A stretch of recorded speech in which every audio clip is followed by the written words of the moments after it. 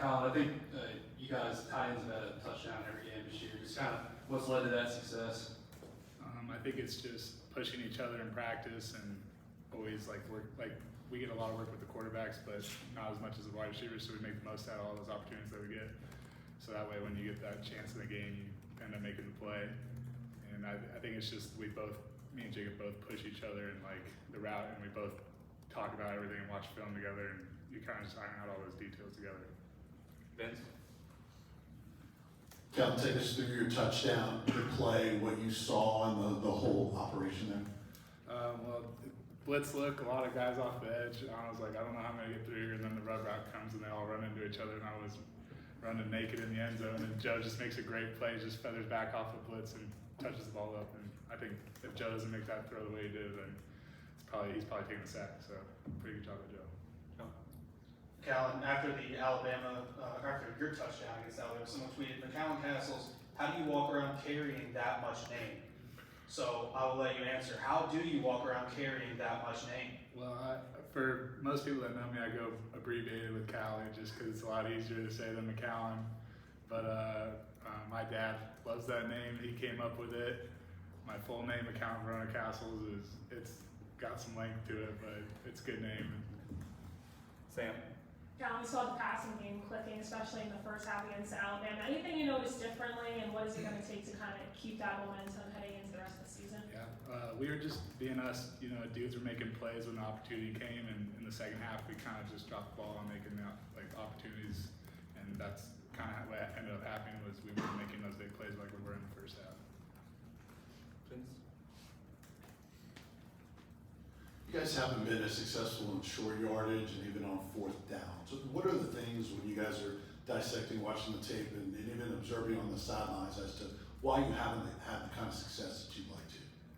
Yeah, I mean, we're playing against SEC fronts, so those guys are all obviously really good athletes, especially Alabama. They got stud dudes up there in front that even if they play the run gaps, they still can recover and make tackles off that.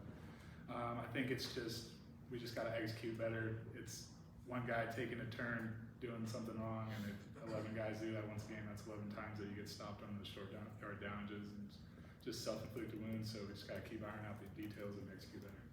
John? As a guy with FCS experience, is the length of television timeouts, does that change? Like, was that like an adjustment for you? Like, we're doing a lot of sitting around. Yeah, it's definitely a little bit longer than I'm used to because, you know, when you play on ESPN Plus, I think it's like maybe a minute and a half break, but it's not too bad. It's kind of nice when we're going tempo if you kind of get a little bit of a break to catch your breath and continue the drive, but it is a little bit longer than I'm used to. Anything else? Callie? Wes? McCallan, have you been told anything yet about sort of the Kentucky series and the sort of physicality of those games and, you know, what to expect? Yeah, I mean, obviously they've had 2 weeks to get ready for us, so we're going to get their best, and it's not a rivalry game, but it's a lot of dislike between the two teams, and they're a solid team this year, so I think it's going to be a fist fight, and it's going to come down to who executes better. Vince? What have you seen in Nico? Obviously, it's been a while since we've seen him on the field, but how's he developing and sort of handling sort of waiting his turn and his preparation for playing when he has a chance? Yeah, I mean, he gets the most out of the reps that he gets in practice. He takes them like their full game reps, and you know, I think you can see he's locked in and observing everything that Joe does and is understanding how to operate. And every time you can see him getting better from week to week as he makes checks and actually knows how to run the offense.